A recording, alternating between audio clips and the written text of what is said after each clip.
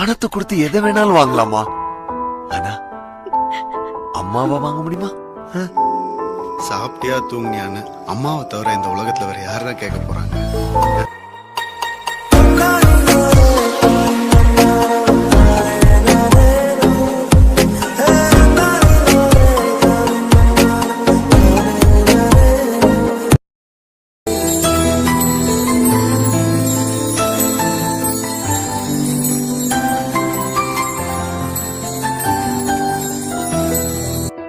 காலையில் தினமும் கண் விழித்தால் நான் கைதொழும் தேவதை அம்மா.